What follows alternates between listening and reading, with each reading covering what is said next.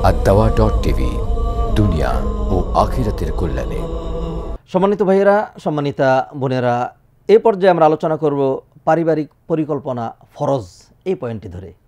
পারিবারিক পরিকল্পনা ফরজ অর্থাৎ আপনি হয়তো যারা আমাদের পূর্বের কথাগুলো শুনেননি, আপনি হয়তো ভাবছেন যে একজন দালাল হুজুর চলে এসছে, এখন তিনি বলবেন বার্থ কন্ট্রোল করা আমাদের উপর ফরজ। আউযুবিল্লাহি মিনাশ শাইতানির রাজিম। আমরা পরিবার পরিকল্পনা বলতে কি বুঝি আর আপনি কি বুঝেন, এখানেই তো চিন্তার পার্থক্য, এখানেই তো। আর মানুষের যে চিন্তা, মানুষের যেই মানসিকতা, মানুষের যেই ভাবনা, এটির কারণে একজন একই রকম মানুষ, একজন মুমিন, আরেকজন মুনাফিক, আরেকজন কাফের, আরেকজন বেঈমান, একজন আস্তিক, আরেকজন নাস্তিক। পরিবার পরিকল্পনা আসলেই ফরজ। আমার পরিবারকে আমি কীভাবে সুন্দর করে সাজাবো, আমার স্ত্রী কিভাবে হিজাব করবে, আমার ছেলে কিভাবে কোরআন মুখস্থ করবে, আমি কিভাবে তাহাজ্জুদ গুজার হব, আমি সবাইকে নিয়ে কিভাবে করোনার কঠিন মুহূর্তে বাসায় যখন সলাত আদায় করব, তখন আমি তাদের সবাইকে নিয়ে কীভাবে সলাতে দাঁড়াবো, আমার ছেলেটা কোথায় দাঁড়াবে, মেয়ে আর স্ত্রী যদি থাকে তাহলে তারা কোথায় দাঁড়াবে, কীভাবে দাঁড়াবে, এই যাবতীয় প্রতিটা বিষয়ের ক্ষেত্রে যে পরিকল্পনা থাকবে, একটা পরিবার সুন্দর হওয়ার জন্য এই পরিবারটা জাহান্নাম থেকে কিভাবে বাঁচবে, সেই পরিকল্পনার নাম হলো পরিবার পরিকল্পনা। আল্লাহ সুবহানাহু ওয়া তাআলা কোরআনে গাইড দিয়ে আমাদেরকে বলছেন, আউযু বিল্লাহি মিনাশ শাইতানির রাজীম, ইয়া আইয়ুহাল্লাযীনা আমানু কু আনফুসাকুম ওয়া আহলিকুম নারা ওয়াকুদুহান নাস ওয়াল হিজারা। আল্লাহ বলছেন, ও ঈমানদারেরা, কু আনফুসাকুম ওয়া আহলিকুম নারা, পরিকল্পনা করো তুমি কিভাবে তোমাকে সেভ করবে জাহান্নামের আগুন থেকে, এবং তুমি প্ল্যান করো, পরিকল্পনা করো তোমার সন্তান সন্ততি, তোমার পরিবার পরিজন কীভাবে জাহান্নামের আগুন থেকে বেঁচে যাবে, সেই প্ল্যান রাসূলুল্লাহ সাল্লাল্লাহু আলাইহি ওয়াসাল্লাম প্ল্যান শিখিয়েছেন আমাদেরকে।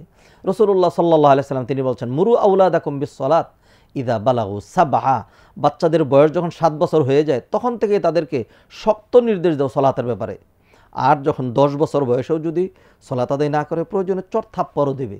কারণ আপনি মনে করবেন যে হ্যাঁ আমার সন্তানকে চট থাপ্পড় দেওয়ার কথা বলেছেন, তা আপনার সন্তানকে চট থাপ্পড় দিবেন না, জাহান্নামের আগুনে ঠেলে দিবেন।